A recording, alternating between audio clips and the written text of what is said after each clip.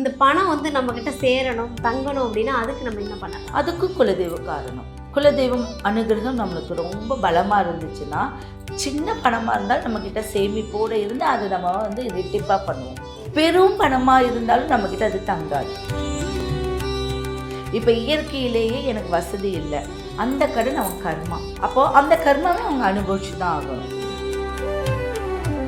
இன்னொரு விஷயம் என்ன அப்படின்னா, இப்போ நம்மளுக்கு கிடைச்சா கொடுக்கணும்னு ஒரு எண்ணம் இருக்குல்ல, அந்த எண்ணம் அவங்களுக்கு வாங்குறது தான் இருக்குமே ஒழிய கொடுக்குற எண்ணம் இருக்காது. அப்போ அவங்க என்ன ஆகும், கர்மாவை சேர்த்துக்கிட்டே இருப்பாங்க, கடனில் அவங்க சிக்கிக்கிட்டே இருப்பாங்க, அதுலேருந்து மீளவே முடியாது.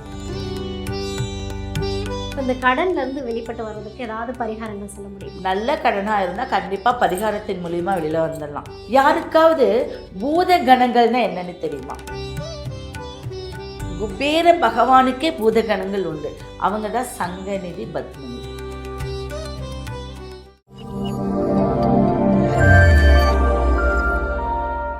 மேம், ஒரு மனுஷனுக்கு இருக்கிற மிகப்பெரிய பிரச்சனை இப்போ அப்படின்னா வந்து எல்லாருமே எந்த பக்கம் திரும்பினாலுமே ஒரு மனுஷன் சந்தோஷமாக இருக்கானா இல்லையான்னு தெரியல. ஆனால் கடன் மட்டும் அவங்கக்கிட்ட எப்போவுமே இருந்துக்கிட்டே இருக்குது.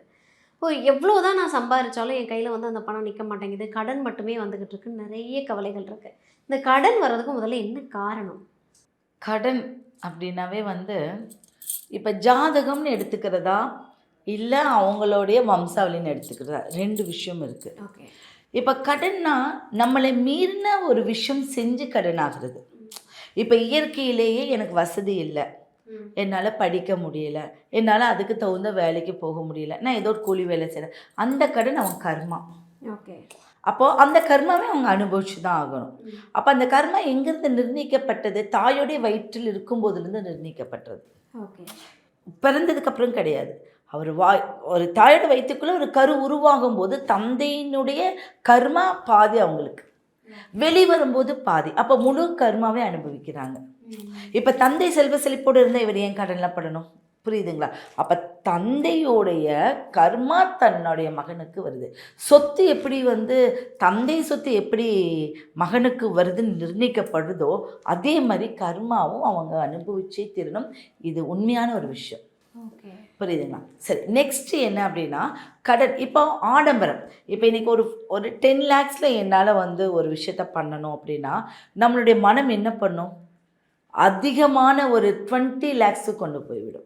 இப்போ ஒரு 2 lakhs ஜாஸ்தியாக இருந்தால் அவங்களால சமாளிக்க முடியும். அப்போ அது என்ன அப்படின்னா அவங்களுடைய ஜாதகத்தில் அந்த 2ஆம் அதிபதி பலமில்லாத நட்சத்திரத்தில் போய் உட்கார்றது. அப்போ அவங்க யோசிக்கிற திறமை அவங்களுக்கு இருக்காது.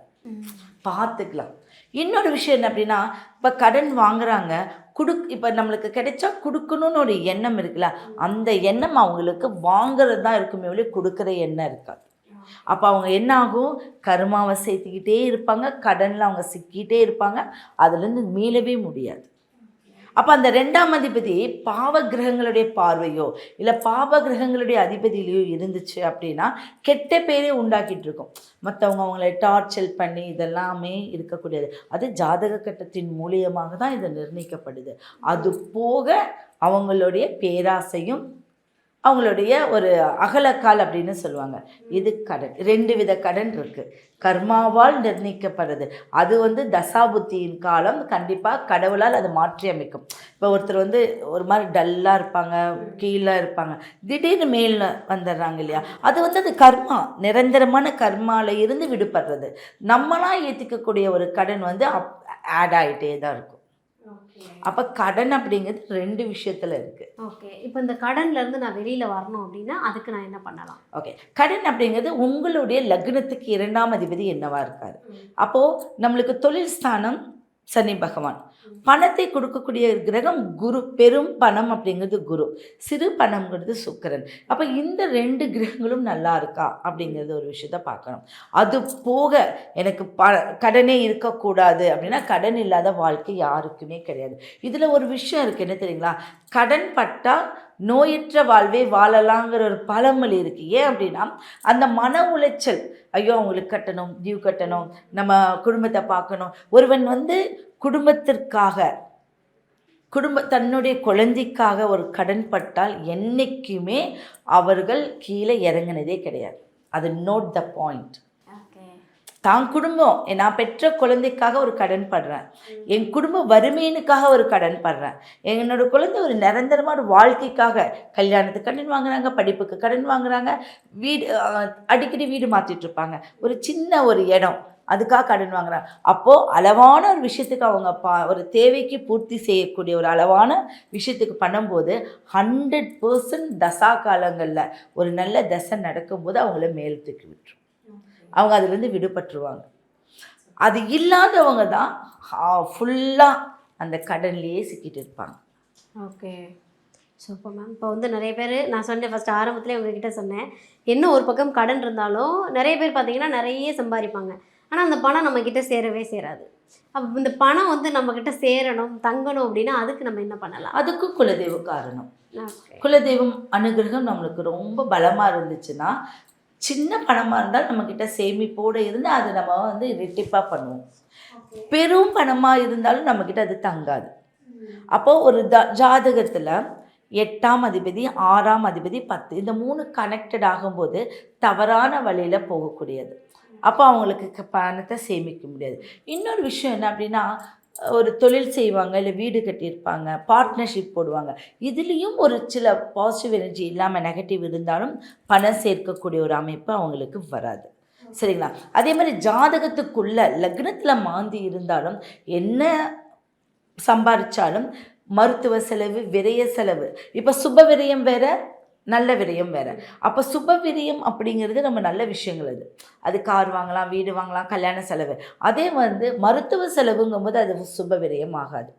அப்போ அது டோட்டல் விரயம். அந்த 12ஆம் அதிபதி எப்படி இருக்குன்னு அவங்களுக்கு பார்க்கணும்.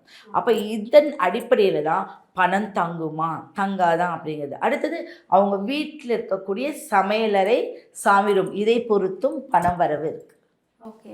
இப்போ ஒரு தாழ்வா, இப்போ நல்ல மேடாக இருக்கிற இடத்துல இறங்கி இருக்கிறதோ, இல்லை சமையலறை ஒரு டிஃப்ரெண்ட்டான ஒரு அமைப்பில் மாறி இருக்கிறதோ 100% பணம் கொடுக்குற மாதிரி கொடுத்து அதை எடுத்துகிட்டு போகக்கூடிய அமைப்பு இருக்குது. அதை வந்து தான் அதனால தான் பூஜையறையும் சமையலறையும் பார்த்து பார்த்து செய்வாங்க.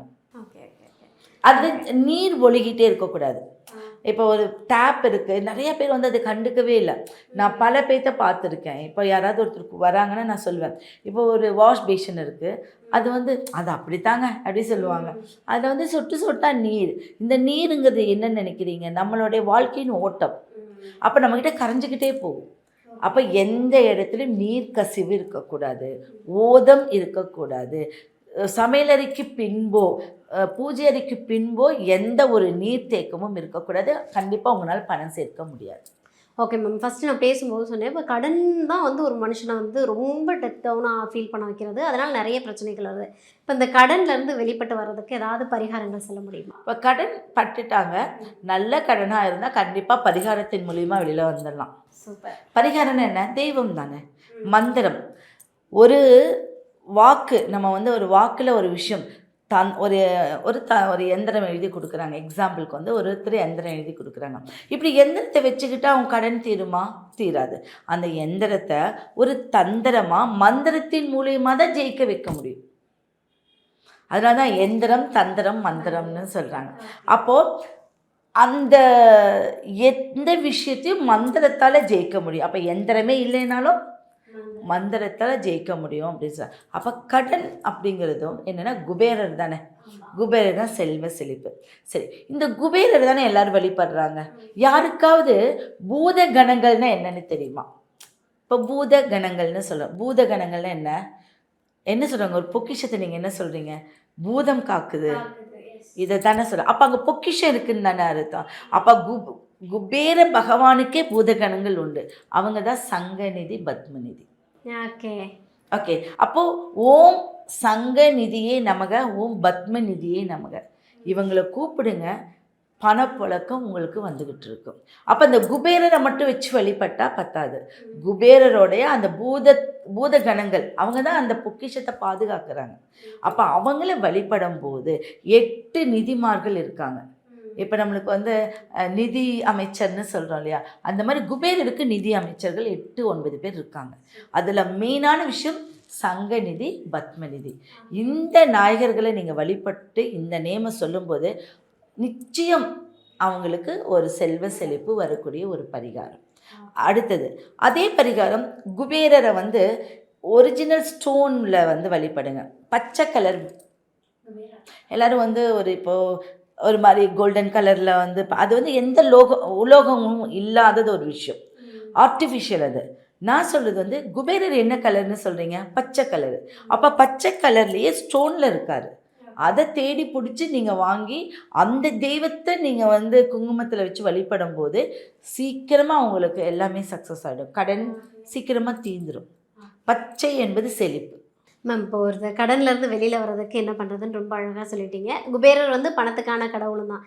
நிறைய பேர் பார்த்தீங்கன்னா வீட்டில் சில பரிகாரங்கள்லாம் சொல்லுவாங்க. என்ன அப்படின்னா, கடவுள் வழிபடத்தனி இந்த உப்பு வச்சா வந்து மகாலட்சுமி வாசம் பண்ணுவாங்க, இந்த மாதிரி நிறைய பரிகாரங்கள் சொல்லுவாங்க. இப்போ என்கிட்ட வந்து பணம் வந்து வெளியில் போகாமல் நான் அதை வந்து என் வீட்டில் தங்க வைக்கணும்னா அதுக்கு நான் என்ன பரிகாரம் பண்ணணும்? கண்டிப்பாக வசம்பு அப்படின்னு சொல்லும். ஓகே. இப்போது பணம் வந்து நம்ம வீட்டில் தங்கணும்னா வீட்டுக்குள்ளே நுழையும் போதே வாசனை ரொம்ப முக்கியம்.